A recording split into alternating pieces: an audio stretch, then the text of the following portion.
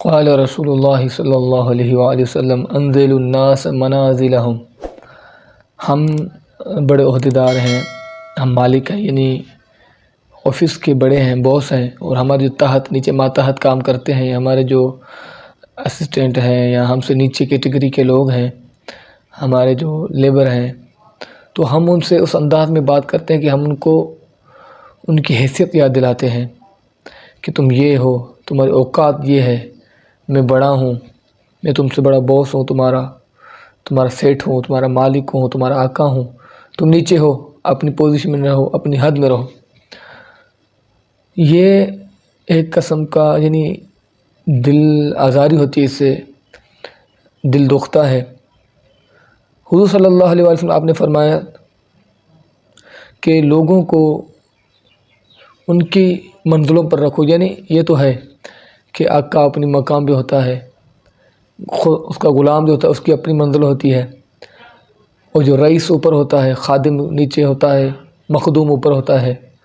غلام نیچے ہوتا ہے، آقا اوپر ہوتا ہے۔ یہ تو منزلیں ہیں، دنیاوی سٹیپ ہیں، کیٹیگری ہیں، ان کو اپنی حیثیت میں رہنا چاہیے،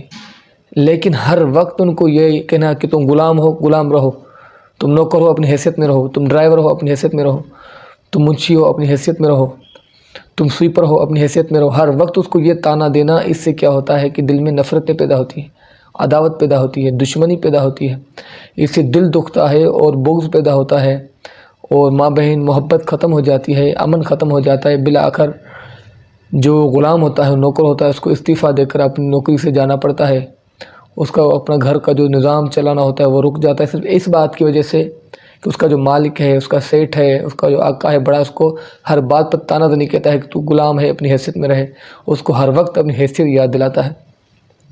تو دیکھیے اللہ تبارک و تعالیٰ ان اللہ علی کل شیء قدیر ہے، اللہ تعالیٰ ہر شے پہ قادر ہے، مالک ہے۔ ہم بھی اگر ہم آقا بنے، ہم سیٹ بنے ہیں، بڑے بنے ہیں، مینیجر بنے ہیں، تو ہم بھی پہلے نیچے طبقے تھے، اسسٹنٹ تھے، نیچے تھے، ہم غلام تھے، نوکر تھے، پھر دھیرے دھیرے ترقی کرے ہم اس پوسٹ پہ آئے ہیں، تو ہمیں کبھی بھی اپنے اصل کو نہیں بھولنا چاہیے۔ کل شیء یرجع الی اصلہ، ہر شے اپنی اصل کی طرف لوٹتی ہے۔ عزت اللہ کی، وتعز من تشاء وتذل من تشاء، عزت دینے والی اللہ کی ذات ہے اور ذلت رسوائی دینے والی اللہ کی ذات ہے۔ تو ہر وقت اللہ سے ڈرنا چاہیے، کبھی بھی کسی کو اس کی اوقات نہیں یاد دلانی چاہیے، کبھی بھی کسی کو اس کی ہر بات، اس کو تانا زنی نہیں کرنا چاہیے۔ ہمیں اپنی آخرت نہیں بھولنی چاہیے۔ ہم اصل کیا ہیں؟ ایک گھنٹہ لطف آ، جیسے اللہ تعالیٰ نے ہمیں ماں کے بطن میں، ماں کے رحم میں رکھ کر 9 مہینہ تک اللہ تعالیٰ نے غذا کھلائی، اس کے بعد ہم دنیا میں آئے، ننگے آئے، یہ ہماری حیثیت ہے۔ تو کبھی بھی ہمیں اپنی اصل نہیں بھولنی چاہیے، اور جو ہمارے رہتے ہیں، ملازمین ہیں، ہمارے ملازم ہیں، نیچے کام کرتے ہیں، نیچے طبقوں میں ہم سے نیچے ہیں، تو ہمیں ان کی عزت کرنی چاہیے، ان کی تنازلی نہیں کرنی چاہیے۔ حضور صلی اللہ علیہ وسلم، انس بن مالک آپ فرماتے ہیں میں 10 سال حضور اکرم صلی اللہ علیہ وسلم کی خدمت میں رہا، آپ کی میں نے خدمت کی، میں خادم بن کے رہا، لیکن کبھی بھی مجھے یہ محسوس نہیں ہوا کہ میں خادم ہوں۔ اور 10 سال بڑا عرصہ ہوتا ہے، 10 سال، 10 دن 10 راتیں، 10 سال آپ نے کبھی بھی مجھے اف بھی نہیں کہا، مجھے جھڑکا بھی نہیں، حتیٰ کہ میری بہت ہی غلطیاں تھیں، ان غلطیوں پہ بھی آپ نے مجھے ڈانٹا نہیں۔ اس طرح آپ نے مجھ سے محبت کی، اس طرح آپ نے مجھے رکھا، بلکہ اپنا بیٹا سمجھ کے میری پرورش کی۔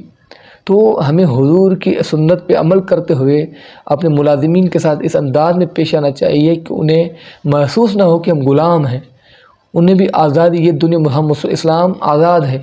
ہم آزاد ہیں، تو کسی کو بھی غلامی کی حیثیت نہیں دلانی چاہیے کہ تمہاری یہ حیثیت ہے۔ اس کی یہ حیثیت اس لیے ہے کہ وہ مجبور ہے،